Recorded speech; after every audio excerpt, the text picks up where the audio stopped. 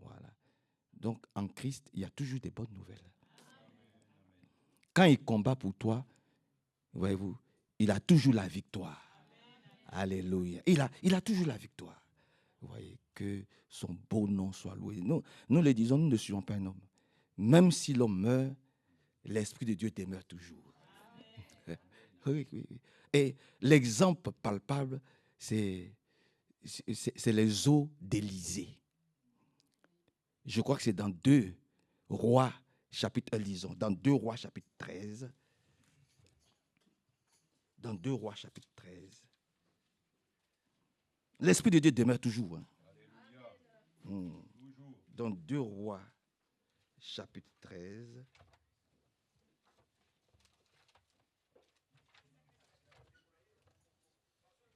Dans 2 Rois, chapitre 13. 2 Rois 13, je vais trouver à partir du verset 20. 2 Rois 13, 20. Je vais lire dans la version courante. Je lis dans la version courante. Élisée mourut de sa maladie et on l'enterra. Vous voyez? Élisée mourut de sa maladie. C'est Élisée, hein? Ici on parle d'Élisée. Celui qui a reçu la double portion. Oh, que Dieu soit loué, frère. Donc, frère Franck aussi est parti.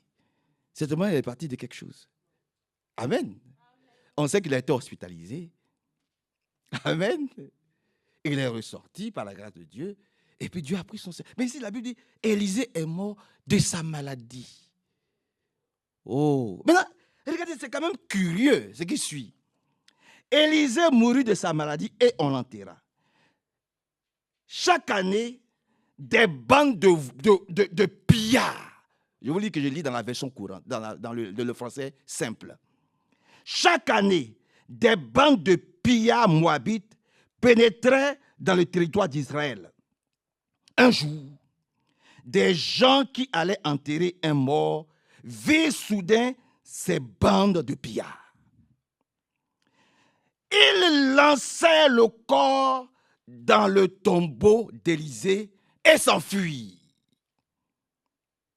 Dès que le mort eut touché les os d'Élisée, il revint à la vie et se releva. Amen.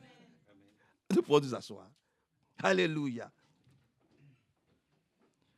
Voyez-vous, dès que le mort, le cadavre, on le jette sur les os d'Élisée, le mort ressuscite.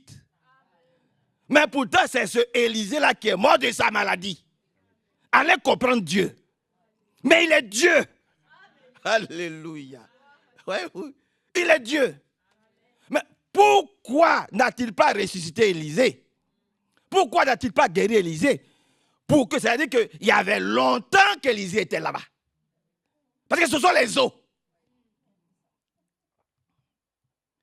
Un cadavre, on le jette sur les os d'Élisée et puis il revient à la vie, il se lève, il marche. Et tout le monde voit. Oh Seigneur, tu es puissant. Tu es merveilleux. Cette scène évoque la puissance et la gloire d'un plus grand qu'Élisée. C'est ce que cela doit nous évoquer. Il y a un qui est plus grand qu'Élisée. Cette scène-là, ça évoque la puissance et la gloire du Dieu d'Élisée, qui fait ce qu'il veut, comme il veut, quand il veut. Élisée, tu t'en vas, mais voilà ce que tes os vont faire. Vraiment, ayons la foi dans ce grand Dieu. Ayons vraiment de la foi dans ce grand et puissant Dieu. Et que Dieu nous aide et que Dieu nous bénisse. Quand nous allons dans Hébreux, au chapitre 11, nous connaissons tous ce passage. Oui, nous l'avons dit hier, l'appel à l'ordre de marche. Quand tu vois ces choses, tu dis, ah Seigneur, grand Dieu, alléluia, ô puissant Seigneur, réveille-moi. Réveille-moi de mon sommeil. Comme tu as réveillé, tu as ressuscité ce mort. par les ossements. Réveille-moi, relève-moi, permets-moi de marcher en ordre, sous ton ordre. Alléluia. L'ordre de marche du Seigneur. Il a dit ici, dans Hébreux, au chapitre 11, à partir du verset 8, pour aller vite. Par la foi, alléluia, par la foi, Abraham obéit quand Dieu l'appela. Oh frère, dites amen à cela. C'est par la foi. Abraham a obéi lorsque Dieu lui a dit viens. Viens, Abraham, viens. Parce que je veux t'utiliser. Je veux faire quelque chose de merveilleux avec toi. Par la foi, Abraham obéit quand Dieu l'appela. Il partit pour un pays que Dieu allait lui donner en possession. Toi et moi aussi. Nous sommes en chemin. Dieu nous a appelés et nous sommes sortis de tous les systèmes, de toutes les religions, de tous les ismes, de tout ce que vous pouvez. Pour un pays que Dieu nous donne en possession. Ce n'est pas un pays ici-bas. C'est le royaume de Dieu. C'est là-bas que nous allons, par la grâce de Dieu. Par la foi, Abraham obéit quand Dieu l'appela. Il partit pour un pays que Dieu allait lui donner en possession. Il partit sans savoir où il allait. Alléluia. Aucun de nous ne connaît la direction qui amène au ciel. Ah si, nous connaissons. La direction là, c'est Jésus-Christ. Nous connaissons.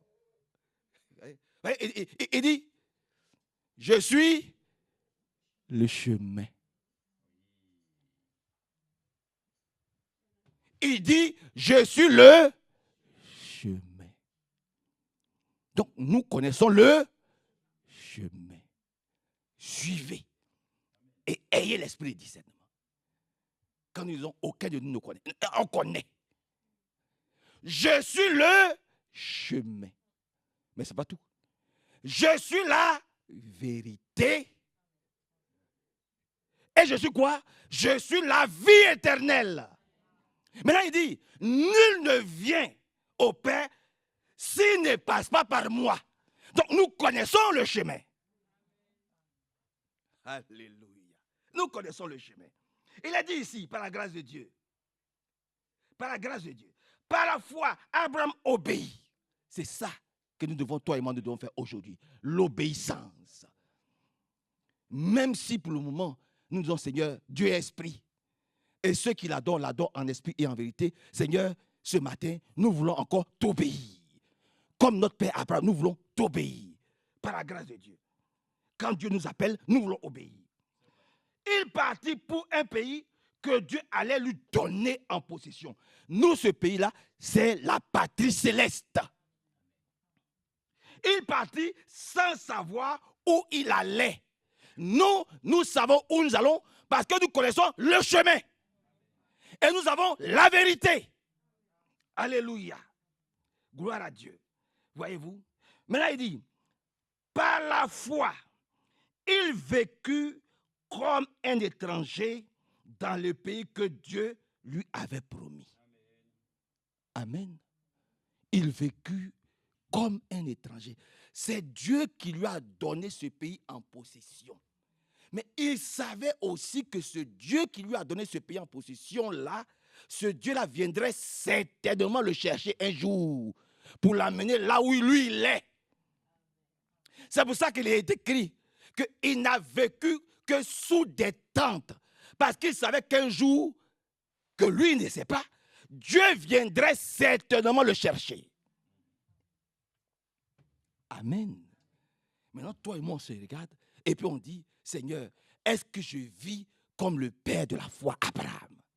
Est-ce que je sais, même si tu m'as fait la promesse que je vais t'enlever, que je vais partir avec toi, est-ce que je vis comme Abraham vivait dans le pays de la promesse, comme un étranger? Où il sait qu'à tout moment, tu reviendras. Nous l'avons vu hier. Il dit, je reviendrai comme un voleur. Personne ne saura quand il reviendra. C'est pour ça que nous disons, Seigneur, aide-nous à t'aimer. Premièrement, aide-nous à t'aimer. Alléluia. Aide-nous à t'attendre comme Abraham. Parce que si tu n'aimes pas Dieu, tu ne peux pas obéir à Dieu et puis dire, mais je ne sais pas où il veut m'emmener. Je ne sais pas où il veut me conduire. Je ne sais pas ce qu'il veut qu'il fasse, mais la seule chose qu'il faut que je lui obéisse, parce que j'ai entendu sa voix et je sais que c'est lui qui m'a parlé ce matin. Alors je vais lui obéir, sans réfléchir, sans dire, mais où est-ce qu'il m'emmène? Je vais lui obéir. Donc pour ça, je dois l'aimer. Quand tu aimes, tu obéis. Alléluia. Je dois l'aimer. Deuxièmement, je dois l'attendre. Comme Abraham l'attendait, je dois l'attendre. Parce que je ne sais pas à quel moment il reviendra pour me chercher. Donc je dois l'attendre. Et bien l'attendre. Être prête pour dire, oh, je ne sais pas à quel moment l'époux... Donc il faut que tout soit prêt. L'attendre. Et troisièmement, il faut que je sois prêt quand il reviendra. Que Dieu nous bénisse. Que son beau nom soit élevé, glorifié et exalté. Donc nous remettons toutes choses dans ses mains ce matin. Nous nous recommandons à lui. Disons, Seigneur, aide-nous. Viens à notre secours. Pour que nous aussi, même si aujourd'hui nous ne savons pas où nous allons, s'il y a des choses que nous ne comprenons pas, s'il y a des choses que nous ne saisissons pas, amen. Seigneur, une chose est sûre, tu es le chemin. Tu es le chemin. Tu es la vérité. Tu es la vie éternelle. Toi au moins nous savons que tu existes. Tu es la preuve que Dieu existe. Seigneur, visite-nous ce matin sous l'écoute de ta parole. Visite-nous, rencontre-nous au travers de ta parole. Dans chaque verset biblique que nous allons lire, il faut qu'on voie Jésus qui nous parle, qui nous exhorte, qui veut que nous puissions être comme lui. Amen. Lèvons-nous. Et tant mieux. Bon, que le Seigneur soit remercié. J'ai vraiment apprécié cette écriture. Nous remercions le Dieu Tout-Puissant parce que là, ici, lorsque nous lisons dans 2 Rois, voilà, nous rentrons maintenant dans le sujet. Les choses qui étaient liées ainsi aux choses qui sont encore bien terrestres ont été abordées. Ça fait partie aussi de l'ordre de l'Église. Mais ce qui est important, c'est que nous puissions, comme le frère l'a dit, que nous trouvions ainsi une bénédiction à la lecture de sa parole. Si nous ne trouvons pas quelque chose sur lequel ainsi nous pouvons nous-mêmes nous identifier, alors ça veut dire que nous lisons un livre. Mais ça, c'est le livre de vie. C'est le livre de vie, c'est le livre que Dieu nous a donné. Alors, mon frère Léon me disait qu'il avait rencontré des Mormons, ainsi à la tête d'or, et que les Mormons, bien sûr, ont parlé avec lui. Et vous savez que les Mormons se présentent toujours très bien. Hein. Ils sont bien habillés, ils ont leurs petites plaques. Les témoins de Jéhovah aussi. Il n'y a rien à dire sur ces choses-là. Donc, ils ont échangé, mais à un moment donné, quand lui, il a présenté la Bible comme son absolu, on dit, nous, non, c'est le livre de Mormon. La discussion s'arrête vite. Hein. Quand vous prenez effectivement ainsi un autre livre que la Bible, effectivement, pour nous, les choses s'arrêtent assez rapidement. La Bible est l'absolu. C'est le livre des livres.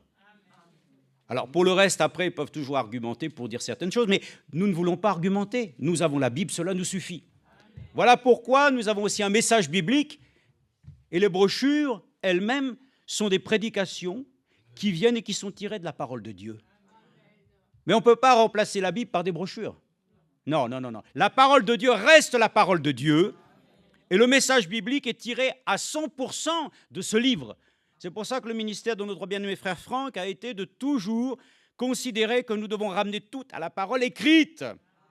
Et qu'aujourd'hui, peut-être, comme le frère le disait, il le lisait aussi, que pour certains, pour leur marche chrétienne, il leur faut absolument quelqu'un qui physiquement soit devant eux. S'ils n'ont pas une référence d'une personne sur laquelle ils peuvent le suivre, ils sont perdus. Mais celui qui suit Jésus-Christ, il n'a pas besoin ainsi de vouloir un roi dans son propre royaume. Non. On a le Seigneur, ça nous suffit. Mais c'est l'Esprit qui nous conduit. Alors on va dire, mais ça n'a jamais été comme ça. Il y a toujours eu, quand quelqu'un est parti, Dieu ainsi lui-même a suscité un autre. Je suis d'accord. Sauf que Dieu a parlé au serviteur pour lui dire que lui-même maintenant va terminer la chose qu'il a commencée. C'est une action de l'Esprit qui va se faire dans l'Église. Et c'est la tête qui va couronner cet édifice glorieux. Donc il faut se laisser conduire, que ça nous plaise, ça ne nous plaise pas. Si quelqu'un veut encore avoir quelqu'un pour le conduire, mais qu'il le choisisse. Mais nous avons décidé de suivre le Seigneur, sa parole, mais de ne rien rejeter de l'ordre de l'Église qui consiste à pouvoir toujours, dans chaque assemblée, trouver ainsi des églises conformément au désir de notre Seigneur, avec des serviteurs, exhortant, enseignant, ainsi apportant ainsi la nourriture, ainsi afin que toutes les brebis puissent trouver encore, c'est vrai, une raison de pouvoir se rassembler. Parce que notre rassemblement est un rassemblement divin. Quand on nous dit ça, moi je me suis dit, quand nous avons été, Famanassé et moi, au service d'inhumation pour notre bien-aimé frère Franck, c'était aussi un service divin. C'était un service qui rendait honneur au Seigneur et à l'homme que Dieu avait choisi, qui avait travaillé avec fidélité, avec droiture. Donc nous sommes reconnaissants aussi parce que frère Franck a travaillé consciencieusement. C'était un homme, vous pouvez lui trouver des erreurs, vous en trouverez certainement encore plus en moi. Mais, frères et sœurs, il a commis aussi ses erreurs, il a certainement eu à traverser toutes sortes d'épreuves, mais est-ce que c'est ça qui est important? Ce qui est important, c'est que nous retenons que Dieu l'a choisi pour qu'il puisse lui-même accomplir ce que réellement nous trouvons dans la sainte parole de Dieu, Matthieu 24, 45, il était ce serviteur fidèle et prudent pour nous donner la nourriture autant convenable. Bon, gloire à Dieu. Mais maintenant que nous avons cette nourriture, que nous l'entendons, il faut qu'elle puisse produire du fruit, hein. Ça ne sert à rien de nous dire maintenant nous avons eu l'homme. Nous avons eu l'homme de Dieu, ce qui est différent. Alors ici, quelque chose de merveilleux. Le frère liait ça, puis je dis, mais c'est extraordinaire de voir qu'ainsi, je vous donne le témoignage, il paraît qu'un jour, un frère a été aux États-Unis à un endroit où frère Branham s'était reposé. Et on a expliqué, frère Branham s'était reposé à cet endroit-là ici, et lui, le frère, était malade. Il a écouté tout le monde, puis à un moment donné, chacun faisait son occupation. Lui, il a été s'allonger à l'endroit où frère Branham s'était reposé. Et quand il s'est relevé, il était guéri. Il y en a qui disent superstition et tout ça. Frères et sœurs, il n'y a pas de superstition dans la lecture de la parole de Dieu. Le frère a parlé des os, d'Élisée. Déjà, je suis étonné parce que pourquoi les os étaient-ils déjà, je vais dire, à l'air libre? Ça veut dire qu'on n'avait pas fait beaucoup cas de la personne. En tout cas, toujours est-il que cet homme lui-même qu'on a jeté ainsi à l'endroit où se trouvait Élisée et les os qui étaient là, présents, le fait de les avoir touchés a ramené à la vie. Mais dites donc, vous n'avez pas remarqué une chose, que cet homme-là, lui, il y est pour rien, lui. On l'a pris, on l'a jeté dedans, il n'a même pas eu besoin de faire cette démarche. Mais nous avons une démarche. Nous devons, frères et sœurs, comme cette femme qui avait une perte de sang, nous devons aller toucher, frères et sœurs, non pas les os de notre Seigneur Jésus-Christ, mais de toucher avec foi la parole de la vie. Et j'ai pensé à cette histoire en me disant, mais alors, ça correspond à quoi? Mais regardez, l'agneau imolé avant la fondation du monde. Et l'Écriture le dit, quand nous étions sans force, sans vie, errant dans ce monde, déjà lui-même avait pourvu à cela. Voyez la pensée de Dieu, que déjà même quand tu es venu dans ce monde, tu es né dans l'iniquité, le Seigneur déjà lui-même avait déjà pourvu à un agneau. Lui-même, le Seigneur avait pourvu à une chose que lui-même, en tant que mortel, ne pouvait même pas considérer. Mais lorsque, ensuite, il est revenu à la vie et qu'ils ont dû lui dire, mais c'est le fait d'avoir touché, frères et sœurs, les os d'Élisée que tu es revenu à la vie. J'espère que pour nous, nous pouvons le dire, nous qui étions morts, qui avons pu toucher la parole de la vie, que nous sommes revenus maintenant, quoique vivants nous étions morts, mais nous étions morts spirituellement, il nous a ramenés à la vie avec lui. Alors nous pouvons le dire, Seigneur, nous t'avons touché, toi, celui qui s'est fait mortel pour nous, mais nous sommes ressuscités avec toi, alors tu nous as ramenés à la vie et nous sommes conscients, amen, nous avons touché la parole de la vie. Voilà pourquoi ceux qui disent dans l'Évangile, ils ont touché la parole, amen. Ils ont réellement pris ces choses et ils les ont expérimentées. Nous aussi, nous souhaitons que nous puissions, encore ce matin, expérimenter les choses et les toucher. Et dire, mais comment nous pouvons toucher? Par la foi. Cette femme a touché le bord du vêtement du Seigneur par la foi. Elle a été délivrée sur le champ. Une perte de sang qui durait depuis tant d'années. C'est vrai que cette femme, elle devait ainsi vraiment perdre des forces, parce que dans le sang, il y a la vie. Et lorsque quelqu'un donne ainsi son sang, quand il y a un don du sang, on sait que lorsqu'on en donne une partie, on s'affaiblit. Mais le Seigneur, par sa grâce, nous a donné son sang. Et c'est par son sang maintenant que nous vivons pour l'éternité. Ainsi, nous croyons qu'il a fait en nous, c'est une image. Écoutez, l'Ancien Testament est une image des choses qui devaient venir. Permettons d'avoir une image, que nous pouvons le dire, nous avons eu une transfusion de sang. Mais c'est du sang céleste. C'est la parole que nous avons reçue qui nous a engendrés. Elle est venue, elle a créé en nous une nouvelle nature. Nous étions avant les yeux bridés, fermés à toutes choses. On était là. Puis un jour, le Seigneur nous a ouvert l'entendement.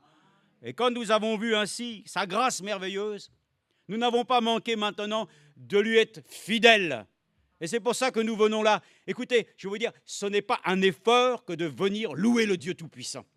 C'est tellement un désir dans notre cœur que c'est quelque chose qui en nous est tellement vital qu'on ne peut pas faire autrement. Amen. Ce n'est pas quelque chose qu'on fait où on est obligé de mettre son réveil parce qu'il faut aller travailler. Mais quand on veut réellement aimer Dieu, alors on le sert avec dévotion. On le sert avec réellement quelque chose qui en nous-mêmes nous porte à le faire consciencieusement. Et nous le faisons ainsi avec joie. Mais dans ce monde, c'est vrai que tout ce que nous pouvons faire n'est pas toujours avec joie. Mais ce matin, apprenons à agir avec joie. J'aimerais parler avec vous du sujet, parce que c'est vrai, des fois, et je pense que pour mon frère Manassé aussi, nous avons à aborder un sujet, et parfois, lorsque c'est mis ainsi sur le lien YouTube, il n'y a pas de titre. Mais c'est vrai que c'est peut-être important de pouvoir donner aussi, peut-être rapidement, non pas un titre, mais un contenu de ce que nous avons ainsi eu à apporter. Comme ça, les gens qui regardent disent « Ah tiens, il y a tel sujet ». Ça peut aider, n'est-ce pas? Ça peut aider. Bon, moi j'ai émis cette pensée. En tout cas, si ce matin on pouvait mettre quelque chose au lieu de mettre la date simplement, je dirais simplement « Être ce que Dieu veut que tu sois ». Voilà. C'est assez court, mais enfin, être ce que Dieu veut que nous soyons. Pas être ce que toi tu souhaites. Mais d'ailleurs, qu'est-ce que je souhaite, moi? C'est ça que je vais vous montrer. Qu'est-ce que je peux espérer encore de ce monde? Je veux être comme le Seigneur, mais il y a quelque part encore qui me fait agir, comme le frère l'a dit, dans ce monde, je veux être encore quelque chose. Mais dans ce monde, il ne faut être absolument que conscient que nous ne devons être rien. Rien qui ne puisse, en tout cas vis-à-vis d'autres hommes, nous amener à être élevés de ce que nous serions en tant qu'êtres humains. Nous voulons que le Seigneur, lui, s'élève en nous. Donc, ce qui fait qu'évidemment, nous comprenons Jean-Baptiste qui a pu dire « Maintenant, il est temps que je diminue afin que tu puisses croître. Ce que je veux et ce que je dois être, c'est que tu puisses croître en moi afin que le monde voie le témoignage. » C'est ainsi que Jean l'a dit sur le livre de Patmos. Moi, je suis présent à cet endroit. Ça aurait été plus glorieux hein, s'il avait été à Jérusalem en train de prêcher dans la ville. Non, Dieu l'a amené dans l'île de Patmos afin que lui-même puisse le dire. Je suis présent à cause du témoignage de Jésus, le plaçant à un lieu sur lequel il pouvait tout simplement être à l'écart de tous les mouvements du monde afin que Dieu puisse lui parler dans un lieu que nous considérons hostile. Qu'ainsi, Frère Branham et même Frère Franck nous le dit, une île que de pierre, avec des scorpions, des choses ainsi. Mais c'est là que Dieu a choisi qu'ainsi Jean puisse nous transmettre le livre de la révélation de l'Apocalypse. Ainsi, on ne fait pas ce que nous voulons, nous n'allons pas où nous voulons, mais nous sommes conscients, comme nous l'avons dit et comme nous l'avons lu, qu'Abraham devait aller à l'endroit où Dieu lui-même le conduirait.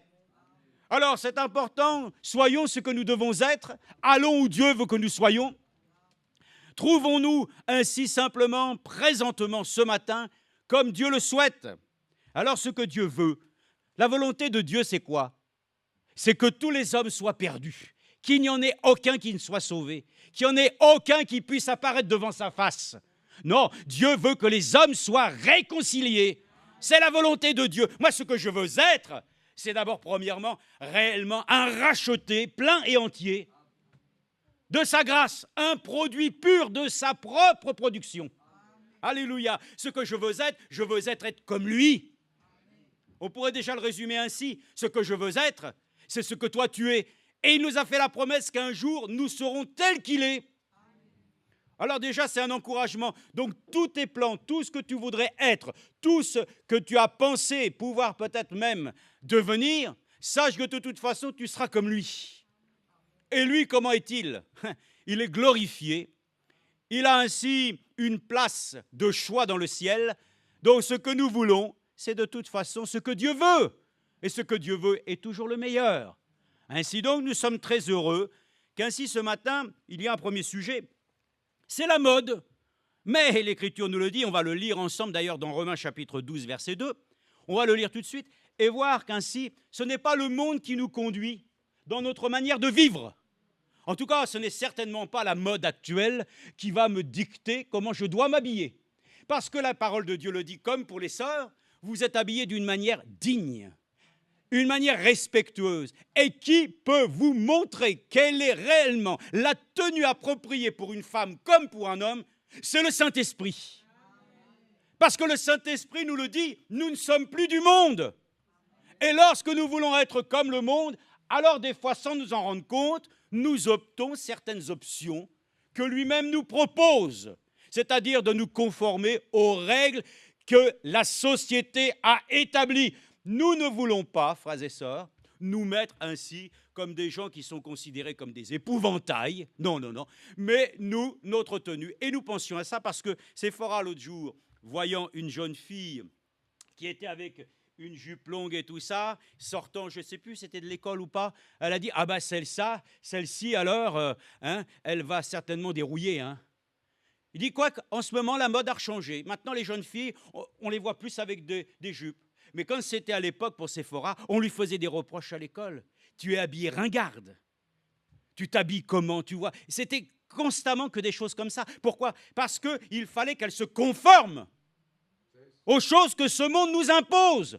Tu dois croire que l'amour de Dieu ainsi permet, comme les Écritures le disent, tu n'as pas bien lu, en Jésus-Christ, il n'y a plus ni homme ni femme.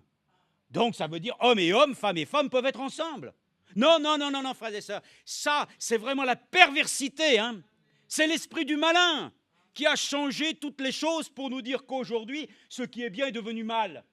Donc, frères et sœurs, premier signe, nous ne pouvons pas nous conformer au siècle présent. C'est ce que nous allons lire. Donc, cela veut dire ce que je dois être comme ont été mes aînés avant, recherchant ce qui est décent, ce qui est bien. Je ne dis pas que simplement on est là pour se donner ainsi une tenue comme les Amish. Les Amish ont fait leur choix. Ce sont ainsi des croyants qui étaient en Allemagne. Bon, ils étaient liés un peu à l'histoire du protestantisme. Ils sont ensuite partis aux États-Unis parce que pour chasser, nous le savons que aussi en France, les protestants massacrés. C'est pour ça que nous avons ainsi de tous ceux qui nous ont précédés, en grande partie en Europe, qui sont partis aux États-Unis. D'où une nation qui réellement a vécu la foi chrétienne, avec une visitation spéciale d'un prophète que Dieu avait annoncé dans les Écritures. Les États-Unis ont même pu recevoir un prophète authentique. Mais, frères et sœurs, pour autant que ce soit les États-Unis, la France ou toutes les nations, chacun a bien voulu faire comme il le veut. Chacun a opté ainsi sur sa propre manière de voir les choses. Mais Dieu lui-même a toujours souhaité qu'à travers les âges, il y ait un témoignage de ceux qui restent fidèles, amen, à ce qui doit être juste pour nous. Alors quand on est dans ce monde, on sait qu'on aura des tribulations, on aura des combats. Ben aussi, frères et sœurs, nous pouvons le dire, que quand on nous poserait les questions, est-ce que vous êtes d'accord pour ainsi toutes ces choses qui aujourd'hui sont même très difficiles à dire ici, nous pouvons le dire, chacun est libre. Mais nous sommes prisonniers de Christ. Donc nous ne pouvons pas avoir un aspect mondain. Donc ce que je veux être, ce n'est pas que je souhaite réellement être quelqu'un qui est méprisé de personne, non, mais nous sommes les méprisés du Seigneur, n'est-ce pas? Les méprisés du monde, c'est-à-dire le Seigneur lui-même qui a été méprisé, le Seigneur Jésus-Christ, nous sommes aussi les méprisés. Donc, ça, ce que nous devons être aujourd'hui, ce n'est pas ainsi d'être aimés du monde. C'est pour ça que le témoignage des hommes, tant mieux s'il est favorable, vaut mieux avoir un bon témoignage. Mais le témoignage de Dieu est plus grand. Parce que lui doit reconnaître que la marche de Hénoch était conforme à ce que Dieu attendait. Ainsi peut-être que Jean-Baptiste, avec sa peau de chèvre et toutes ces choses, était un ringard. Qu'est-ce qu'il vit dans le désert? Mais il avait l'aspect que Dieu voulait qu'il ait. Un prophète qui puisse confesser réellement le message biblique, qu'ainsi il y avait ainsi de la part du roi, ainsi une vie qui était ainsi désordre. Donc l'aspect des choses, c'est important. Ne portons pas simplement un regard sur lequel ainsi nous regardons les choses comme cela et que nous y porterions ainsi une attention soutenue. Nous devons regarder à l'invisible. Les choses invisibles sont la vérité, les choses visibles nous trompent. Donc ne regardons pas simplement aux choses qui nous entourent, car ce monde nous trahit. Ainsi la mode a changé, les gens sont devenus excentriques à tous les niveaux, mais nous lisons la parole de Dieu, parce que c'est elle qui nous donne ainsi une référence que nous devons tenir. Certains diront, alors évidemment, si vous en êtes là, vous croyez la Bible, vous vivez ça, alors avec vous, il n'y a rien à faire. Mais écoutez, ne cherchez pas à nous changer. Nous sommes dans les mains de celui qui est le potier. Lui, il nous change, il nous transforme pour avoir un bon cœur. Le reste, l'extérieur, ça nous importe peu. Mais enfin, je vois quand même mes sœurs, l'élégance de ma sœur et toutes ces choses. Je vois que chacune d'entre elles essaye d'avoir le meilleur. Mais c'est dans la décence, c'est ça qui est merveilleux. C'est dans les choses, frères et sœurs, qui ne sont là pour ne pas frapper les regards. Alors, nous sommes très heureux que ce que nous devons être, c'est d'abord quelque chose qui plaît à Dieu. C'est pour ça qu'il est dit que les femmes ne soient pas ainsi pleines de parures et ces choses. Non, ça ne sert à rien. Ainsi, lorsqu'on posait des questions à Frère Branham disait, mais à la fin, il disait, mais voilà, mais écoutez, vous me posez des questions, mais pourquoi vous voulez faire ces choses? Dans quel but vous voulez faire ces choses? Est-ce que c'est pour plaire à Dieu ou est-ce que c'est pour plaire au monde? Est-ce que c'est pour plaire à votre mari? Ou est-ce que c'est pour plaire à votre femme? Ou est-ce que c'est pour plaire à quelqu'un d'autre? Nous, ce que nous voulons être de ceux qui plaisent réellement à Dieu. Ça doit être notre préoccupation, plaire à Dieu. Ce que je veux être, ce n'est pas ce que les hommes vont espérer de moi. Vous savez, Frère Manasseh et moi, on est là, on voyage, on voit des choses et tout, et on se rend bien compte qu'à un moment donné, moi, quand je suis souvent dans les transports, beaucoup de jeunes filles et tout ça, je regarde tout le temps, il faut toujours un miroir où on se regarde. C'est une préoccupation, hein. Comment les autres vont me voir? Est-ce que je suis séduisante? Est-ce que j'ai quelque chose sur lequel, ainsi, les gens attirent mon regard? Frères et sœurs, surtout pas, mais que Dieu attire son regard sur nous. Que nous ayons sa complaisance. Vous voulez quoi? Que le monde vous remarque? Vous voulez avoir une apparence sur laquelle vous vous donnez un autre aspect que celui que vous devez avoir? Nous nous trompons. Ayons l'aspect, frères et sœurs, de notre confession. Nous ne voulons ni avoir des vêtements déchirés, et nous ne voulons pas non plus avoir ainsi des vêtements par raideur. Nous voulons avoir une tenue, en tout cas, selon ainsi aussi peut-être nos goûts et nos couleurs, mais qui rendent gloire au Seigneur. Ayons cette conscience. Soyons ce que nous devons être. Que ça plaise ou que ça déplaise, de toute façon, on n'est pas là pour plaire à personne, mais à Dieu. Si tu dois mettre une robe, mets ta robe. Amen. Si elle est la gloire du Seigneur, mets-la. Hein. Amen. Si tu le crois dans ton cœur, fais-le. Romains 12 nous dit au verset 2, « Ainsi, je vous exhorte donc, frères, par les compassions de Dieu, à offrir vos corps comme un sacrifice vivant. » Amen. Écoutez, ça veut dire ce que ça veut dire. Un sacrifice vivant, ça veut dire que dans ce monde-là, il faut savoir accepter que quand arrive juillet et août, c'est pas les vacances à la plage. Oui, mais c'est juillet-août, tu as le droit à des vacances. Va passer tes vacances, si tu veux. Mais il y a tellement de bons endroits que je pourrais t'en donner. Oui, mais non, mais quoi? Tu vas faire quoi au milieu de la nudité? Tu veux faire quoi? C'est ça que tu veux? Mais tu te rends compte? Les choses sur lesquelles le monde a placé même les gens, jusqu'à avoir des camps nudistes et des choses comme celle-ci. Mais enfin, soyez libres dans votre esprit. Ah oui, bien sûr. Donc, frères et sœurs, soyons conscients qu'il est dit à offrir vos corps comme un sacrifice vivant, saint, agréable à Dieu, et qui sera de votre part un culte raisonnable. Moi, quand je vois des endroits par lesquels des fois je dis, tiens, on va passer peut-être une petite semaine quelque part en montagne, dès que je vois que si c'est un système de location où c'est marqué grande piscine, tout de suite, je passe à l'autre. ça m'évite d'avoir à pouvoir ainsi croiser tout ce qui pourrait être sujet en tout cas à désaccord. Donc, vraiment, frères et sœurs, lisons, ne vous conformez pas au monde présent, mais soyez transformés par le renouvellement de l'intelligence. Mais comme on ne s'appuie pas sur notre intelligence, nous nous appuyons sur celle de Dieu qui est une sagesse. Et la sagesse de Dieu est grande, car la sagesse de Dieu nous fait connaître, alléluia, la nature de notre Dieu qui nous a créés. Et en Jésus-Christ, nous avons accès alors à une nouvelle nature qui nous permet ainsi d'avoir toujours des habits, mais ô combien dans notre cœur le désir de porter le parfum de Christ. Oh là là là, quand j'en vois des fois, excusez-moi des fois, mais aussi, je suis là dans les transports en commun, c'est vrai qu'il y a certaines personnes qui souffrent certainement de problèmes ainsi qui sont liés à la sueur. Bon, c'est naturel, hein. Mais quand j'en vois d'autres qui se parfument au point que ça vous ferait presque donner la nausée, tellement, vous voyez, c'est grossier. Enfin, ça, encore une fois, si nous voulons avoir réellement, vis-à-vis des autres, une bonne odeur, c'est le parfum de Christ que nous devrions porter. Amen. Et je ne dis pas pour autant que tu dois y aller sentir la sueur. S'il y a quelques produits qui peuvent atténuer, il faut le faire, hein. On n'est pas là, frère. Comprenez la pensée?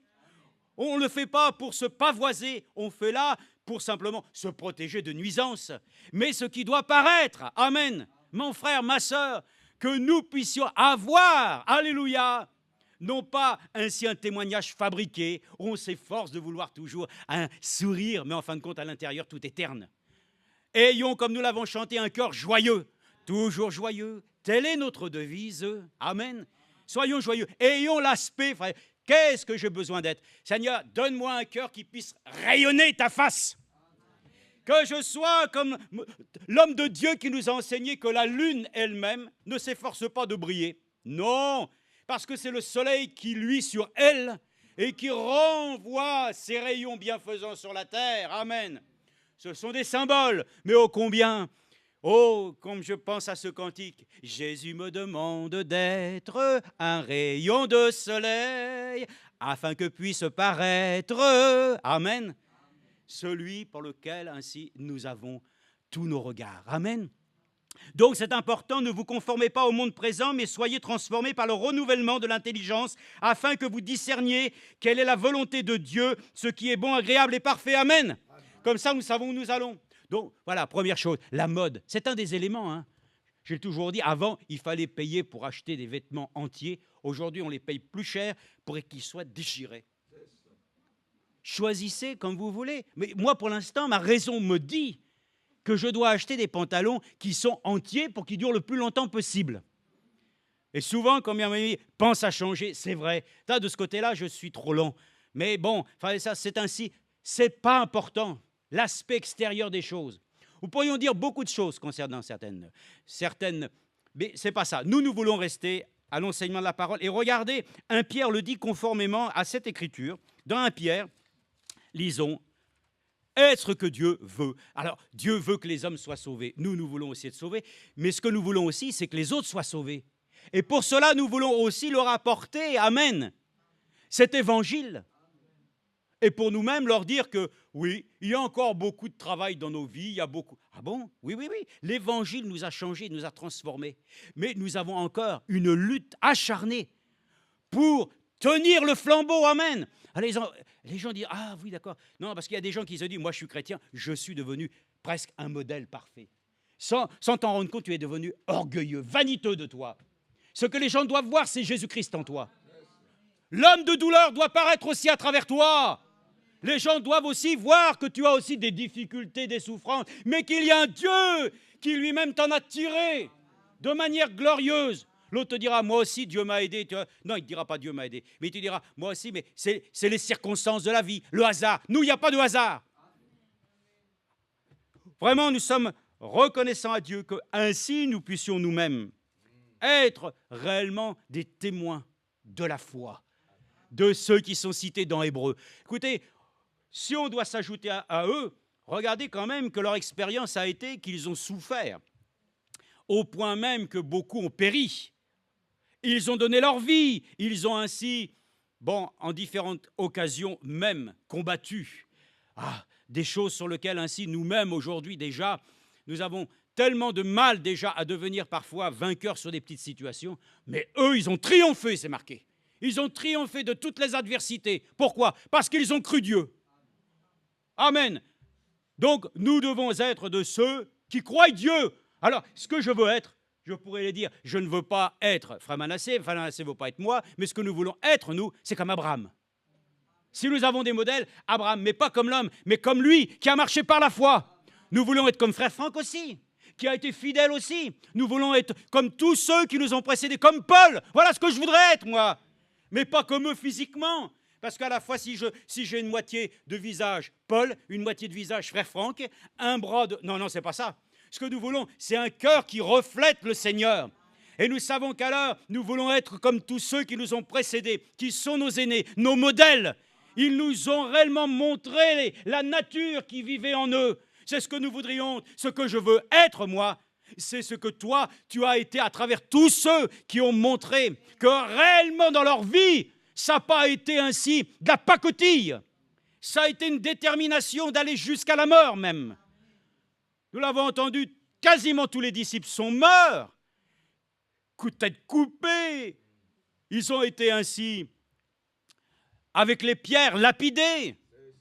Il n'y a que Jean qui vit d'une mort normale.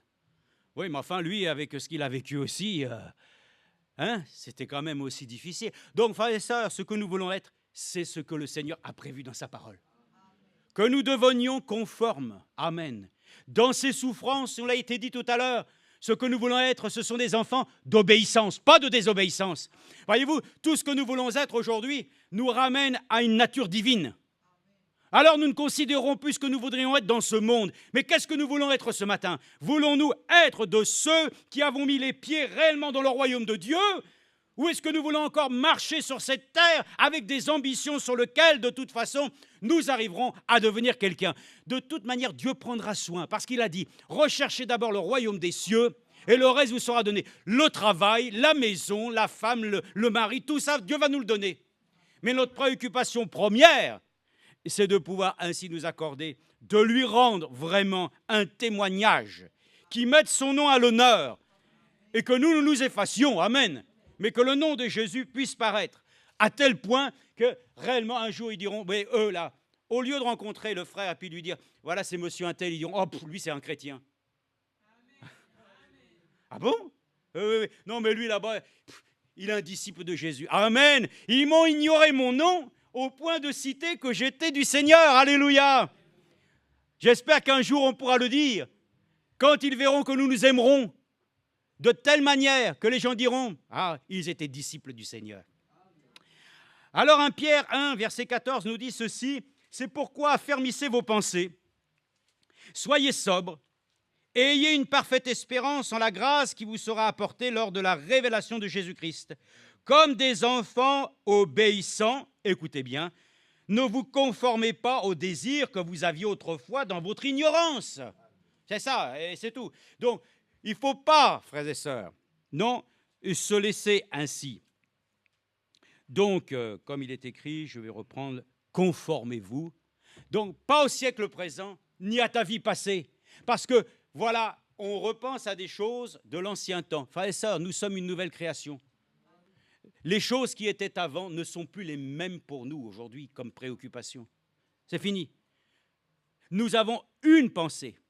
Qu'est-ce que je dois être? Je dois être ainsi une brebis du Seigneur qui est rentré dans son pâturage.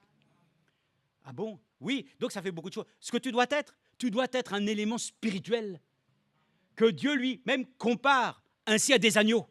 Alléluia! Voyez-vous, nous ne sommes plus simplement, alors nous le comprenons, il n'y a plus homme ni femme, ni juif ni grec. Nous sommes tous en Jésus-Christ. Oui, une race élue, alléluia, des sacrificateurs pour notre Dieu, amen. Nous sommes ces choses. Ce que je veux être, en tout cas, c'est un des membres du corps de Christ. Voyez-vous, ce que nous voulons être aujourd'hui, c'est complètement différent de ce que nous pouvons espérer sur cette terre. Nous voulons considérer que par la parole de Dieu, et nous allons le voir, parce que l'apôtre Paul l'a mentionné dans 1 Corinthiens 13 et 14, à quoi nous devons même aspirer. Et la chose la plus grande, c'est l'amour. Alléluia. Un jour, il y avait un formateur à la SNCF. Il était déjà assez âgé. Et il formait, bien sûr, les managers et tout ça. Alors, pour mettre à l'aise, il disait toujours, bon, écoutez, voilà, nous sommes ensemble pour cette journée, pour demain, on se reverra peut-être après, tout ça.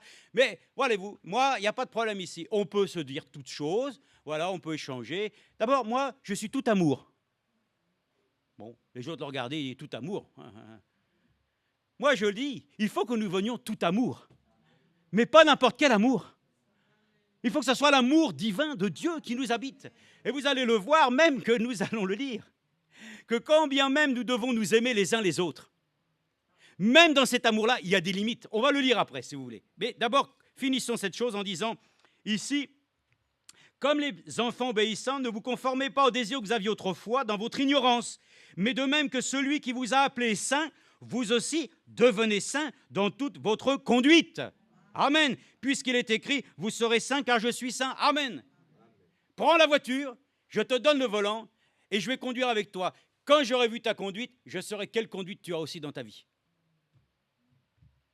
Parce que les gens qui conduisent n'importe comment, qui ne respectent aucune vitesse, limitation de vitesse, qui ne respectent rien, qui doublent n'importe comment, ces gens-là, c'est les mêmes qui, dans leur propre vie, mènent les choses comme ils l'entendent.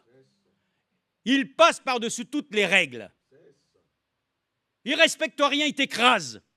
Mais ils disent qu'ils sont ainsi de véritables croyants. Ah bon? Moi, je le dis simplement, que notre vie soit digne de l'Évangile. Et que nous puissions même respecter, comme Dieu l'a dit, les autorités, les règles. C'est pas facile, hein? Je vous ai dit, conduire une voiture, tout le monde peut le faire. Il suffit d'un peu de... Mais respecter le code de la route, c'est là que ça devient compliqué, hein? Car qui n'a pas la démangeaison, des fois, de pouvoir... Hein? C'est ça, hein? Mais on vit dans la grâce, hein? Mais quand ça arrive à la boîte aux lettres, c'est la loi. Et dans ce cas-là, oh, la grâce, tu la mets de côté, hein? Parce que tu sais que tu as failli. Donc la loi s'applique, amen. Et ça, que nous n'ayons pas, ce que nous voulons être, ce ne sont absolument pas des cœurs rebelles. Ah non, frères et sœurs, j'ai aimé ce film de la mission ainsi, comment dire, de notre frère Billy Graham. Je l'ai lu, vous pouvez voir ce film. Cœur rebelle, amen.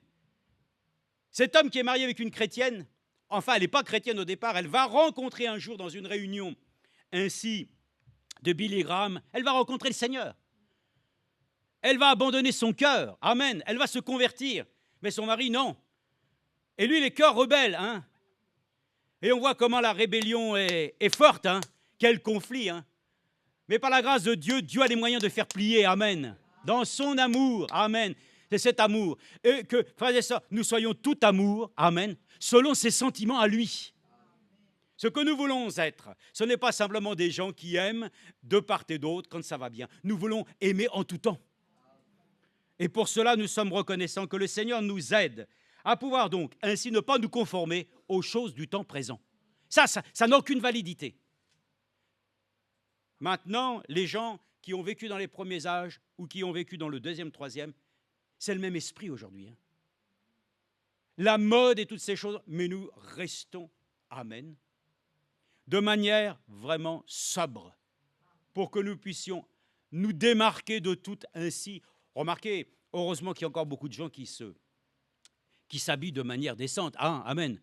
Mais frères et sœurs, pour nous, la question est que ce n'est même pas un problème.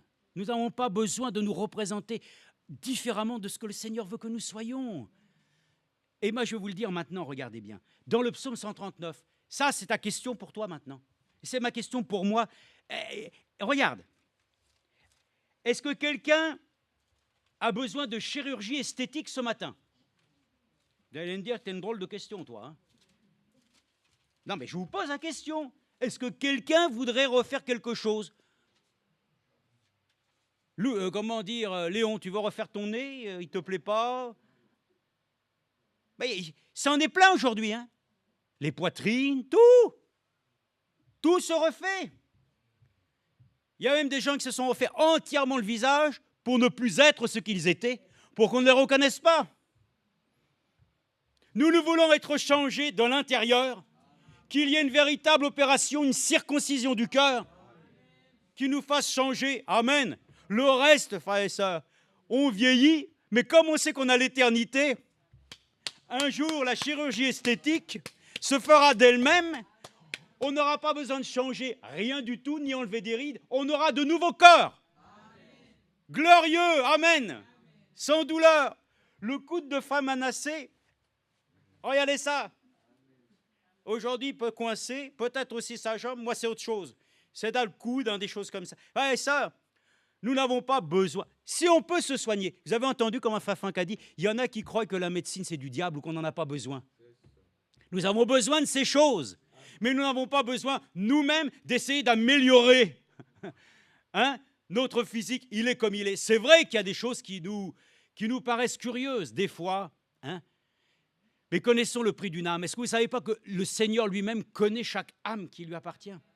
C'est vrai qu'il y a des douleurs, des difficultés, mais je pense à ce chrétien-là. Vous rendez-vous compte? Il est partout un peu dans le monde entier. Il est aimé, ce jeune. Maintenant, il n'est plus trop jeune. Mais quand même, il a juste le tronc et la tête. Il a juste 2 petits moignons. Il n'a pas de jambes. Et vous le voyez, qui saute comme ça sur une estrade pour prêcher l'évangile. Et il dit maintenant, j'ai reconnu que Dieu m'a appelé comme ça. Il a même ainsi une femme et des enfants. Et nous allons nous plaindre, nous? Nous voulions améliorer quoi? Nous voulons améliorer notre vie, c'est normal. Première chose, c'est qu'est-ce qu'il y aura comme augmentation de salaire? C'est ça, les gens, les élections. D'abord, premièrement, qu'est-ce qui va changer pour m'apporter pour ma pomme? C'est ça. Qu'est-ce que nous sommes venus ce matin chercher? Quel aspect nous voulons? Lui, il a même, le Seigneur défiguré pour nous à Golgotha, il n'avait même pas des yeux se détourner de lui. Et nous voulons quoi? Que les gens portent nos regards sur nous. Nous voulons avoir la compassion de Dieu, que ses regards se portent pour nous et que nos yeux puissent voir aussi la création. Comme Dieu a dit, j'ai tant aimé le monde.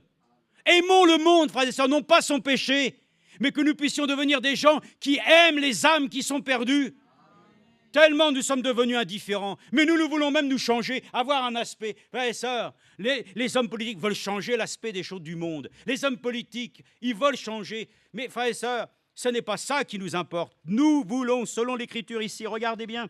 Bon, le psaume, c'est le psaume 139, verset 14. Psaume 139, verset 14.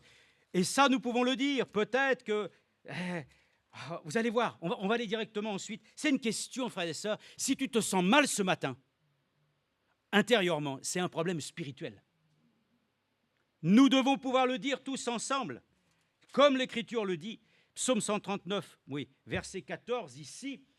Oh, je te célèbre, je te loue, car je suis une créature merveilleuse. Tes œuvres sont des merveilles et mon âme le reconnaît bien. Amen. Est-ce que nous sommes une merveilleuse création? Mais surtout quand tu vois que Jésus-Christ est le principe même de la nouvelle création. Je vais vous dire pour cela, je suis une belle création. Quand je me regarde, il y a du boulot. Mais quand je regarde à ce que Christ a fait en moi, je suis heureux d'être une création de Dieu. Parce que ce qu'il a fait en toi et en moi est tellement merveilleux que quand bien même tu voudrais essayer d'améliorer quoi que ce soit, ça n'a même pas ainsi la saveur d'un quart, de la moitié, d'un millier de la grâce de Dieu. Tellement ce que Dieu a fait est grand. C'est merveilleux, nous sommes une nouvelle création. Louons et remercions le Seigneur avec nos défauts. Oui, frère et sœurs, notre frère Jean-Claude Nbillet aussi, avec ses difficultés pour marcher maintenant, suite ainsi à ce qu'il a eu à supporter. Qu'est-ce que ça fait? Ça fait qu'il est même plus encore engagé pour le Seigneur. Il ne pas chercher à vouloir. Non, ce qu'il compte, c'est sur la grâce de Dieu, qui vienne même lui redonner, frères et sœurs, toute ainsi l'agilité de son... Ça va venir, amen. Il peut s'attendre à ça, et nous pouvons nous attendre à ça. Ne cherchons pas à vouloir améliorer l'extérieur. Le pot, il est pourri. Le cœur est pourri, tout, jusqu'à la moelle. Pourri! Mais Dieu, lui, oh, tu m'as fait une si belle création, amen. Regardons-nous, frères et sœurs, comme une nouvelle création. Maintenant, regardez Matthieu 22. C'est pour vous montrer maintenant que celui qui déjà peut reconnaître qu'il est une belle créature de Dieu, Surtout lorsqu'il a été transformé. Amen. Qu'il est né de nouveau. Avant, il y avait des poids lourds qui nous tenaient cloués. Maintenant, il nous a brisé les chaînes. Et dans cette écriture, c'est pour vous montrer maintenant comment dans Matthieu, le Seigneur lui-même dit ces choses. Matthieu 22, 36. Matthieu 22, 36. Une écriture dont il est dit, ah oui, bien sûr, le plus grand des commandements. Les pharisiens apprirent qu'il avait réduit au silence les sadducéens et ils se rassemblèrent. Merci pour le son, hein, parce que là, c'est vraiment parfait. Et l'un d'eux, docteur de la loi, lui posa cette question pour le mettre à l'épreuve. Vous savez qu'aussi le Seigneur, ce matin, nous pose des questions dans notre cœur. Hein. Il nous met à l'épreuve. Mais l'épreuve de notre foi, le test, c'est pour nous éprouver si nous l'aimons. Si réellement, si nous l'aimons, alors nous allons accepter aussi de pouvoir être transformés à son image de jour en jour. C'est ce que tu dois, c'est ce que tu dois être. Ne sois rien d'autre ce que lui a prévu que tu sois. Alléluia. Cette si belle création que Dieu lui-même a pris en main. Amen. Est-ce que c'est l'argile qui dit au potier, fais-moi de telle forme? Tiens, taratata. Hein. Est-ce que c'est l'ouvrier qui dit ainsi au patron, ce matin, patron, on va faire ça? L'autre, il lui dira, qu'est-ce qui te prend? Moi, j'ai pensé faire ça. Mais qu'est-ce que tu as? Peut-être une pensée sur la manière de le faire différemment, peut-être. Mais c'est lui qui est le donneur d'ordre. C'est lui, notre roi des rois et notre seigneur des seigneurs. Et il est dit ici alors, et l'un d'eux, docteur de la loi, lui posa cette question pour le mettre à l'épreuve. Maître, quel est le grand commandement de la loi? Je pense que même l'intonation religieuse devait être ainsi pesante, hein, pour bien lui montrer, tu n'es rien. Nous sommes les religieux, toi tu n'es rien. Il parlait au grand Dieu. Et le grand Dieu, qu'est-ce qu'il faisait? L'aspect qu'il avait, l'humilité. Pas d'arrogance. Qu'est-ce que je demande à Dieu? De ne pas être un arrogant. Ainsi, le Seigneur lui répondit, tu aimeras le Seigneur ton Dieu de tout ton cœur, de toute ton âme et de toute ta pensée. Ça, c'est le premier et le grand commandement. Mais il y en a un deuxième. Et voici le second qui lui est semblable. Semblable. Alléluia. Oh, j'ai pensé à cela. Qui est semblable à toi, Seigneur. Nous voulons être semblables à lui. Et ainsi, voici le second qui lui est semblable. Tu aimeras ton prochain comme toi-même. De ces deux commandements dépendent toute la loi et les prophètes. Alléluia. Est-ce que vous avez compris? Tu aimeras ton prochain comme toi-même. Mais attendez, c'est ça le problème. Tu aimeras ton prochain comme toi-même, mais toi, tu te détestes déjà. Comment tu vas aller faire pour aimer les autres? Toi, déjà, tu ne t'aimes pas. Ton aspect ne te plaît pas. Je voudrais être comme ça, je voudrais être différent. Puis ça va dans tous les domaines. Je voudrais, d'abord, premièrement, je voudrais tel travail, je voudrais tel endroit, je voudrais... C'est toi qui imposes tes règles. Alors que moi, je vous l'ai dit, je l'ai déjà donné comme témoignage.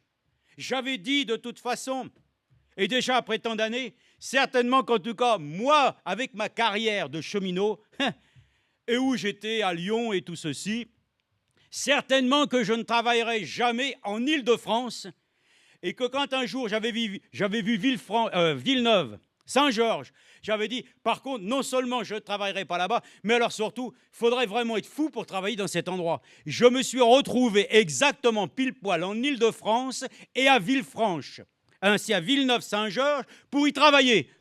Alors ne dites pas, Fontaine, je ne boirai pas de ton eau, hein. Et j'ai dit, Seigneur, merci, parce que tu m'as fait découvrir des choses qui, en fin de compte, m'a montré un aspect différent du métier, mais qui m'a enrichi. Et frères et sœurs, quand on est prêt à laisser le Seigneur nous enrichir, acceptons d'être dépouillés. Et nous ne voulons pas être dépouillés. Nous voulons quoi? Ce que je veux être, c'est quand même quelqu'un qui, voilà. Non, mais je ne demande pas grand-chose, je demande, oui, mais toi, tu demandes quand même ce que toi, tu penses. Que nos prières, même si nous ne savons pas quoi demander, demandons au Seigneur la sagesse. Demandons-lui un esprit plein d'ardeur pour accepter sa volonté.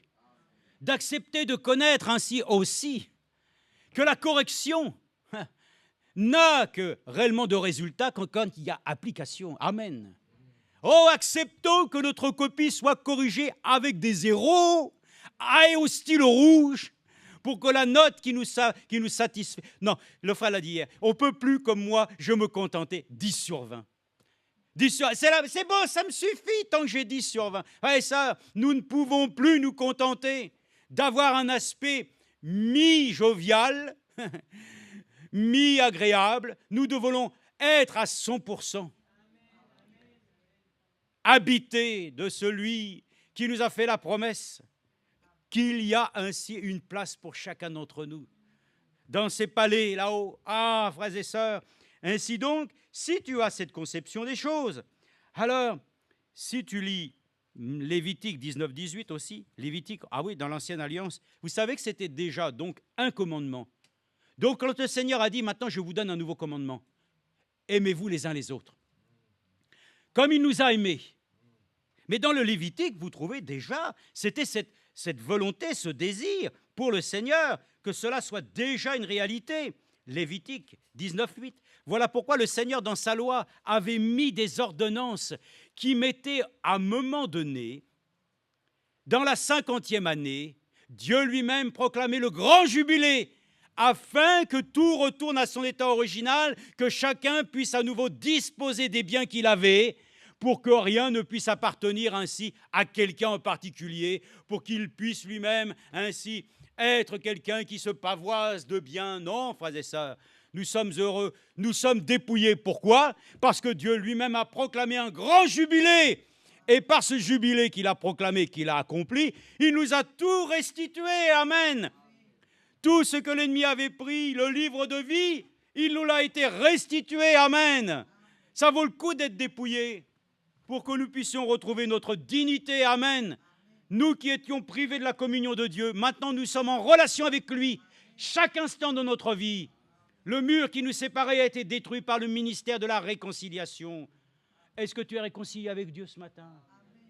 Habacuc le dit, prépare-toi à la rencontre de ton Dieu. Je vais attendre, d'abord premièrement, que quoi? Que le temps avance. Tu ne sais même pas si cet après-midi, ainsi les choses pourraient évoluer de telle manière que nous serions encore ici. Alors, si nous avons entendu son évangile, acceptons-le maintenant et déterminons-nous de dire, Seigneur, quoi qu'il advienne de ma vie, je veux être ce que je dois être et ce que tu as prévu pour moi, manifeste-le dans ta grâce.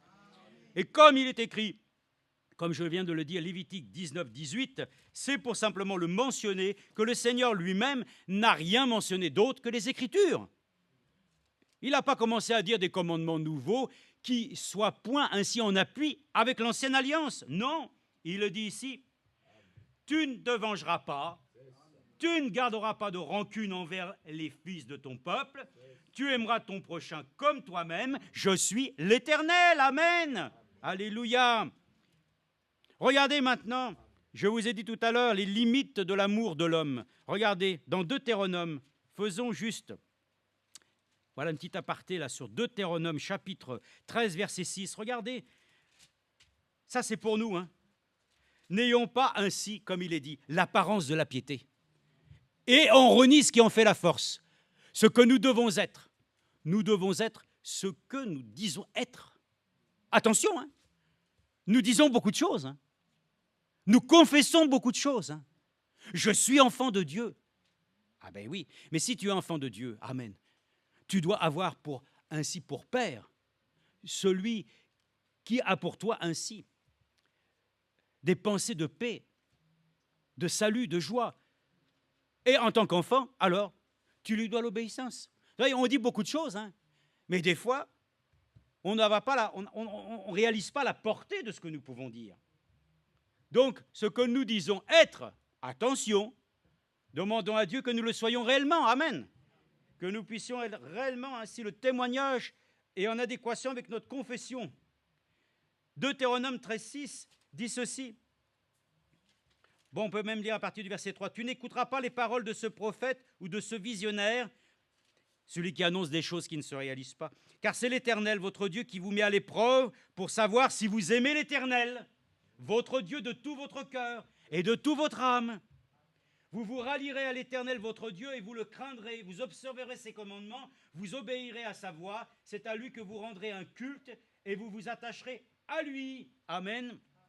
Je continue. Ce prophète ou ce visionnaire sera puni de mort, car il a parlé de rébellion contre l'Éternel, votre Dieu, qui vous a fait sortir du pays d'Égypte et vous a libéré de la maison de servitude. Et il a voulu te pousser hors de la voie dans laquelle l'Éternel, ton Dieu, t'a ordonné de marcher. Tu extirperas ainsi le mal au milieu de toi. Amen. Amen. Quand bien même tu pourrais aimer ton prochain comme toi-même. Attention, hein. Tu dois aimer ton prochain comme Dieu nous a aimés. Hein. Au point de donner sa vie, et lui-même le dit, il a tant aimé le monde. Mais à un moment donné, frères et sœurs, le Seigneur a dit dans sa volonté que tous les hommes soient sauvés. Est-ce que tous les hommes seront sauvés? Non. Est-ce qu'Israël aujourd'hui, ce sont tous les Juifs qui doivent être ainsi sauvés? Non. Donc nous sommes reconnaissants. Quand bien même tu dois aimer ton prochain, mais si ton prochain que tu aimes te détourne des voies du Seigneur, ton choix il est clair.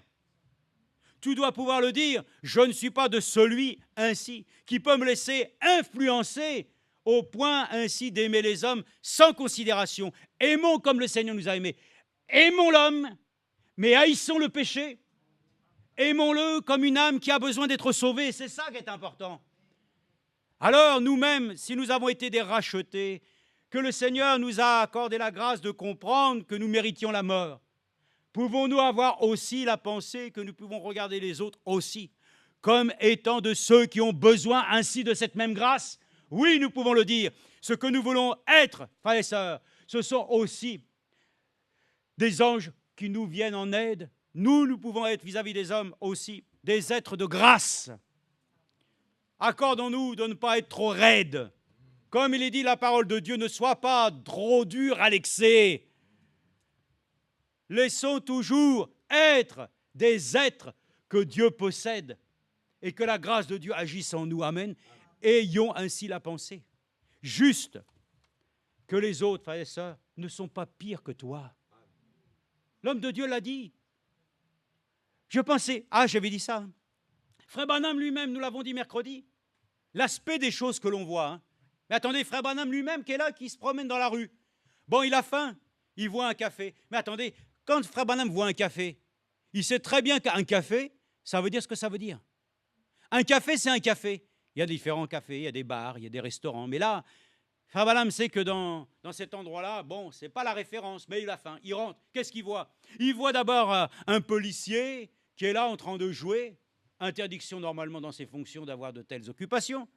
Il déshonore l'autorité qui lui est donnée. Ensuite, qu'est-ce qu'il voit? Une femme qui est au fond là-bas, une table en compagnie d'un autre homme, maquillé, fardé.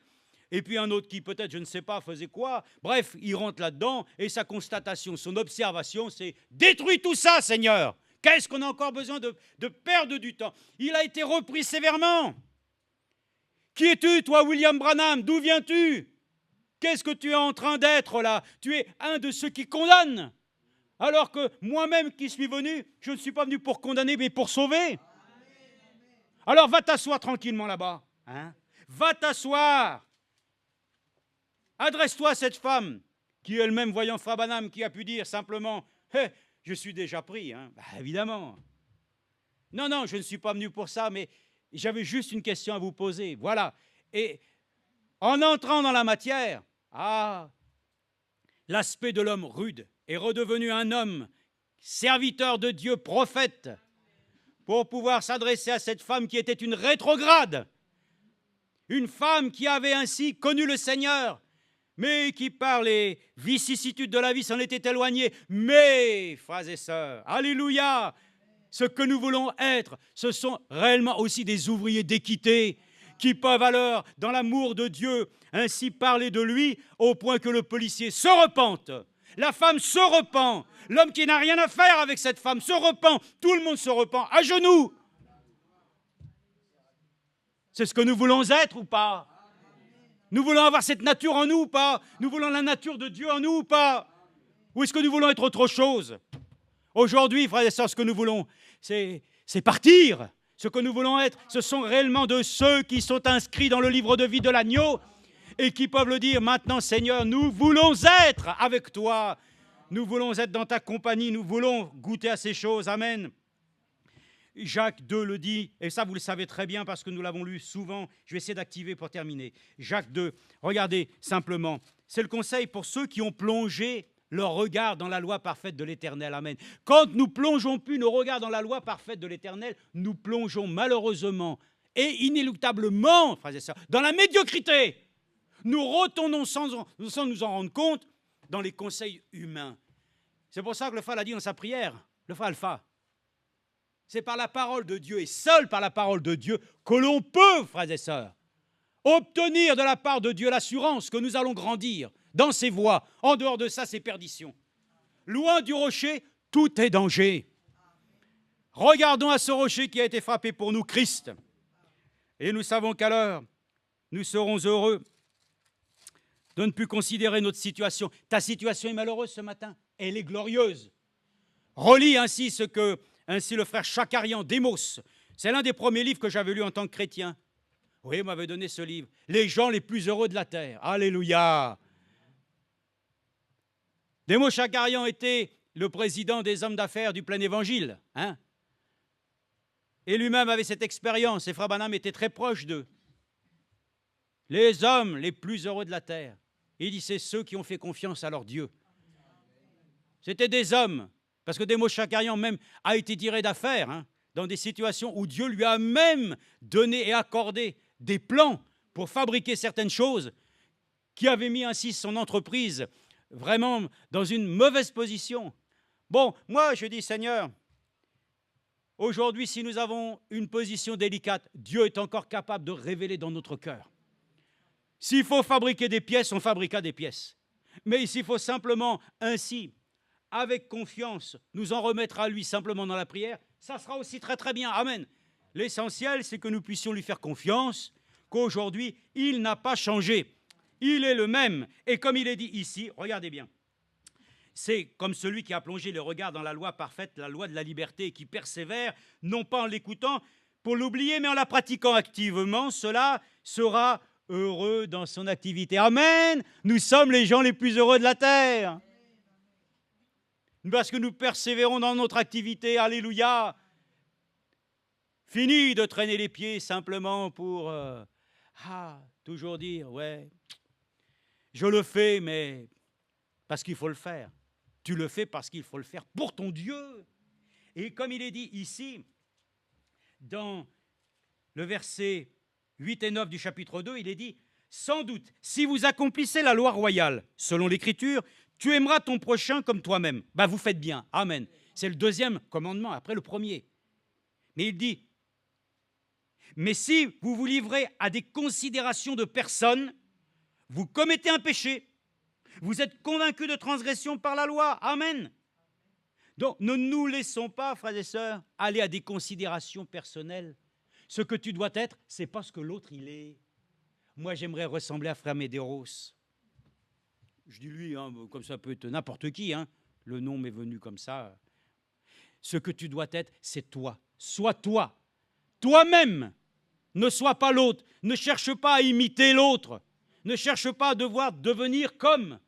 Soyons comme lui, il est. Et il nous rendra, frères et sœurs, chacun différent, mais unique dans le royaume de Dieu, un seul cœur, amen. N'aie pas honte de toi ce matin. Je ne suis pas ce que je devrais être, d'accord, mais tu n'es plus ce que tu étais. Est-ce que tu es là, au milieu des enfants de Dieu? Tu as ta place, la manière dont tu es, dont ta forme et tout ça, ton visage et toutes ces... Nous sommes tous là, frères et sœurs, considérant que ce que Dieu, il t'a appelé, alors c'est bon pour toi. Ne t'occupe pas du reste. Qu'est-ce que l'autre peut penser de toi? Qu'est-ce qu'il peut dire de toi? Si frère Franck avait écouté tout ce qu'on a dit de lui, il y a longtemps qu'il aurait déjà même arrêté tout. Donc nous voulons, frères et sœurs, considérer qu'ainsi ne fais pas ainsi considération des autres. Sois ce que tu dois être. Amen. Peut-être que les autres te diront, mais même si on se rit de toi, et même que si on te considère comme ainsi petit, gloire à Dieu, le plus petit sur la terre et le plus grand dans le royaume des cieux. Celui qui donnera ainsi un verre d'eau un de mes petits. C'est à moi qu'il l'a fait. Amen. Regarde ces choses, considère ces choses, et nous sommes heureux, alors que nous devons être cela. Amen. Vite, regardons ça. Hébreux 6.4.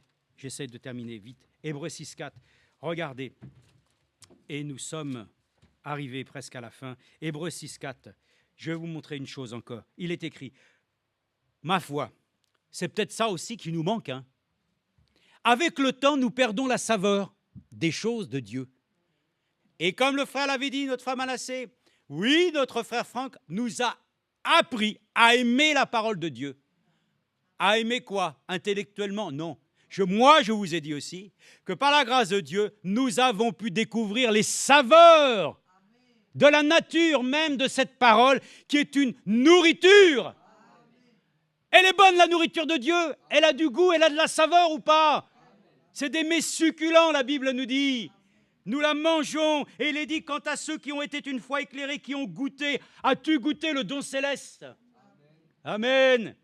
Et sont devenus participants à l'Esprit Saint. Ça, c'est relié à 1 Pierre chapitre 1, de ceux qui sont appelés aussi à être en communion avec la nature divine, qui ont goûté la bonne parole de Dieu et les puissances du siècle à venir, et qui sont tombés, il est impossible de les ramener à une nouvelle espérance, car ils crucifient de nouveau par leur part le Fils de Dieu et déshonorent publiquement.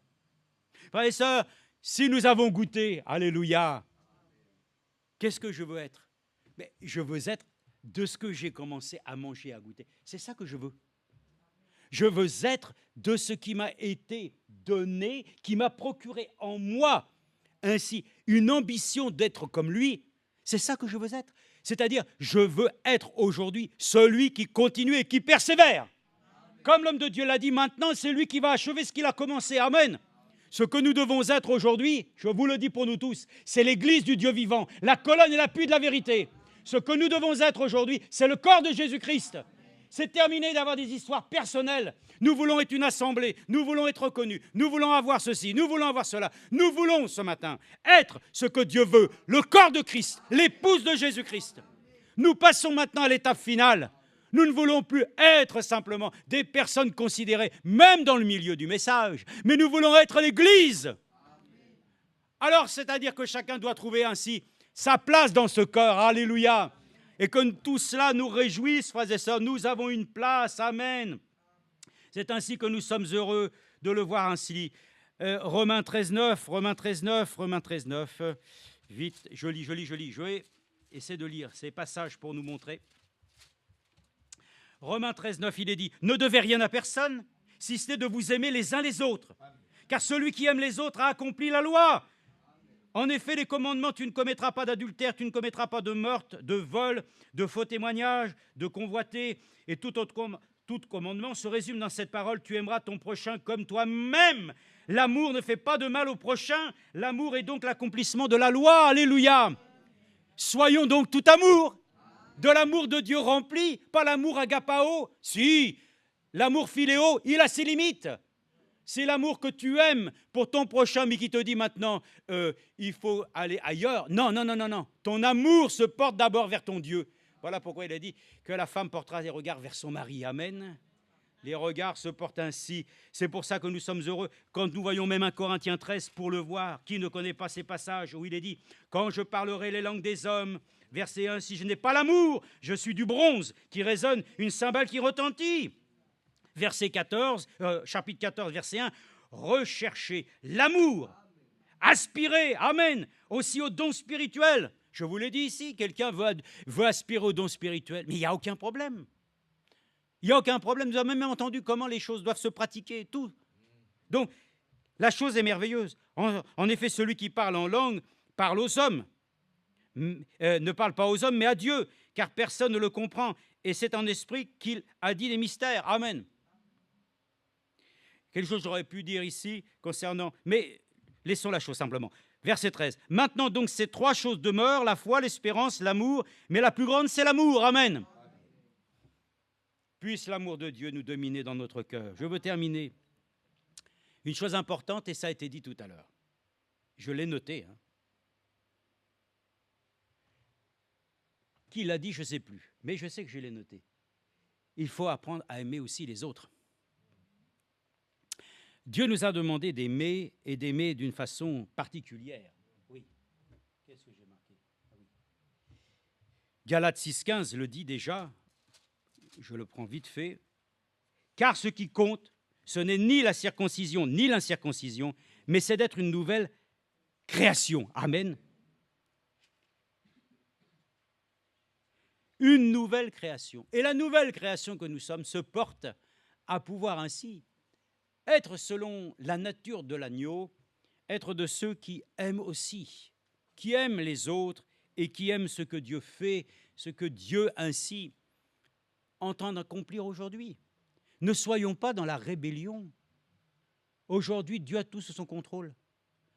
Et si nous avons du mal à saisir, à comprendre tout ce qui se passe, relisons tout et entendons ce que Dieu nous dit dans sa parole. Parce qu'il est écrit, vous faites bien de porter à l'aspect prophétique aussi des choses qui nous ont été annoncées. Donc le ministère de Frère Franck était un ministère d'enseignement, de docteur, et aussi un enseignement prophétique, pour que nous puissions toujours rester de telle manière que nous voyons dans quel temps nous sommes. Alors soyons des chrétiens des derniers temps. Soyons des chrétiens maintenant qui doivent être prêts pour le départ. Alors aimons-nous les uns les autres pour que nous puissions tous nous entraider, pour paraître tous ensemble. Amen. Que personne ne se sente délaissé, mal aimé. Il y a une écriture, je vais vous lire. 2 Corinthiens 7,2, ça, je vais vous dire, ça c'est important parce que pour nous-mêmes, nous voulons le dire de manière désintéressée, mais certainement intéressée aussi dans le fait que Dieu a fait des promesses et que nous voulons les expérimenter. Mais regardez ce qui est dit ici, 2 Corinthiens, concernant cet amour. Il est dit, 2 Corinthiens 7,2. Puisque nous avons de telles promesses, bien-aimés, purifions-nous de toute souillure, de la chair, de l'esprit, en développant jusqu'à son terme, hein, la sainteté dans la crainte de Dieu. Amen. Beaucoup de choses sont dites ici, mais pourtant, à l'intérieur, sont tout contenues. Voilà, l'essence même de ce qui nous tient aujourd'hui dans la foi. Verset 2, pour nous, faites-nous place dans vos cœurs. Nous n'avons fait tort à personne. Nous n'avons ruiné personne. Nous n'avons exploité personne. Ce n'est pas pour vous condamner que je dis cela, car je l'ai déjà dit, vous êtes dans notre cœur à la vie et à la mort. Amen. Nous sommes dans vos cœurs à la vie et à la mort. Faites-nous une place aussi dans votre cœur. Amen. Que nous ayons de la place les uns pour les autres. Que nous puissions être, oh frères et sœurs, un seul homme, un seul cœur, une même foi. Que nous puissions arriver à cela. C'est ça que nous voulons être ou pas? Vous voulez être autre chose? Bon, je ne sais pas moi. C'est normal quand on est jeune, peut-être Brian, il a des pensées. Ça n'a rien à voir. Ça, tu remets tes projets à l'Éternel. C'est lui qui en décidera. Je voulais être conducteur de train. Et je voulais être un cheminot. Ça, je l'ai obtenu. Mais au moment d'arriver juste, j'aurais pu le faire, j'aurais voulu. Mais à un moment donné, il m'a dit, non, vos yeux sont daltoniens. Très faibles, mais il y a un risque. Donc, on ne pourra pas vous permettre, parce que l'observation des signaux risquerait d'être erronée. Ah bah mince. Alors, j'ai dit, je serai contrôleur. Et j'ai été. Il y a des fois, vous savez, les choses ne se font pas comme on veut. Mais je me suis dit, ça a été le meilleur pour moi. Amen. De tout cela, ça m'a accordé de vivre aussi comme je l'avais espéré, souhaité. Gloire à Dieu. Mais il faut accepter qu'à un moment donné, nous ne disions pas « Je veux ». Seigneur, nous dirons simplement, si c'est possible, que tu vois la chose nécessaire. Et si nous disons, nous allons aller là et là, si Dieu le permet, que nous soyons décidés à être ce que Dieu lui-même a prévu. Si tu dois aller aux États-Unis, va aux États-Unis. Si tu dois rester à Vénissieux, reste à Vénissieux. Mais dans les deux cas, donne-toi à Dieu. Que tu sois réellement non seulement ce que tu dois être, mais je vous le dis aujourd'hui, soyez là où Dieu veut que vous soyez. On peut être ce que Dieu veut, mais pas au bon endroit. Soyons au bon endroit et au bon lieu que Dieu a fixé pour que nous nous retrouvions tous les uns les autres. Amen. Je termine, même si la parole de Dieu le dit dans Matthieu 24, 12, à la fin, la charité, l'amour du plus grand nombre se refroidira. Mais ça, c'est pour ceux qui se sont éloignés. de la face de Dieu. Mais nous, il doit brûler en nous. Nous voulons que nous soyons comme des âtres, comme une cheminée qui brûle. Amen. Nous voulons être bouillants pour le Seigneur. Seigneur, rends-nous bouillants pour toi. Rends-nous conformes à toi. Amen. Sachons donc, comme le Seigneur l'a dit, apprécier, désirer, aimer les choses que Dieu lui-même nous a accordé d'avoir. Donc, nous allons conclure. Apocalypse 14, 7, comme il est écrit ici, et c'est ce que nous pouvons faire maintenant, tous ensemble. Certainement, sans aucune ambiguïté. Apocalypse 14, 7, il est dit, en ce temps-là, c'était l'agneau et ses rachetés. Verset 6, je vis un ange qui volait au milieu du ciel. Il avait un évangile éternel. Amen.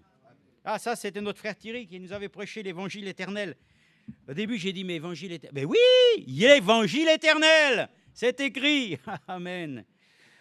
L'évangile éternel, pour l'annoncer aux habitants de la terre, à toute nation, tribu, langue et peuple. Et il disait d'une voix forte, craignez Dieu, donnez-lui gloire, car l'heure de son jugement est venue. Et prosternez-vous devant celui qui a fait le ciel et la terre, la mer et les sources d'eau. Amen. C'est ce que nous allons faire, certainement, dans notre reconnaissance à Dieu, de lui apporter devant lui ainsi tout l'honneur, toute la louange qui lui est dit, et que nous puissions ne pas avoir cette question comme je l'avais entendu quand j'étais bien jeune, et on l'entend moins aujourd'hui, mais encore, c'était Shakespeare. Alors Shakespeare, il paraît qu'il a fait beaucoup de pièces, mais il y en avait une avec ses expressions qui était la plus connue, « to be or not to be ». Être ou ne pas être. Nous terminons, nous avons la réponse. Nous voulons être ce que Dieu veut. To be, être ou ne pas être. Nous voulons être. Et nous ne voulons pas être ce que nous ne devrions pas être, mais nous voulons être ce que nous devons être. Soyons vraiment convaincus que le Seigneur nous accorde son aide et sa grâce. Ce que nous sommes n'a pas vraiment d'importance, le frère l'a dit. Dans 100 ans, si le Seigneur n'est pas revenu, tout le monde a disparu. Qu'est-ce qu'on va se souvenir? Moi, le frère l'a dit hier, son aïeul, comme il dit. Moi, aïeul, je dis, qu'est-ce qu'il m'a... Aïeul, oui, c'était avant. Bon. Moi, je ne savais plus. J'ai dit, oui, je crois que c'était Jules. Je crois que c'était Jules Noël. Oui, je pense que c'est lui parce qu'on allait à la tombe. Ah, c'est Jules. Ah, je crois que c'était lui. Jules Noël. Parce qu'après, c'était sa tombe. Donc, c'est pour dire, même mon beau-frère, il a remonté toute la famille de Noël pour aller faire justement la généalogie. À la Révolution française, plus rien. Tout a été brûlé, il n'y avait plus rien. Certains ont pu, mais nous, c'est fini. Donc, c'est important que nous puissions reconnaître que c'est dans le Seigneur Jésus-Christ que nous trouvons ainsi nos origines, que notre vie lui appartient, nous voulons être. Non pas ce que nos aînés ont été avant nous, voilà, dans nos familles, ils sont passés, on ne se souvient plus d'eux, mais que nous puissions nous souvenir du Seigneur et que lui-même se souvienne pleinement de nous. Et qu'ainsi, nous puissions ainsi vraiment le remercier de tout notre cœur, que nous devenions ce qu'il souhaite être et que nous puissions vraiment le glorifier un instant. Amen.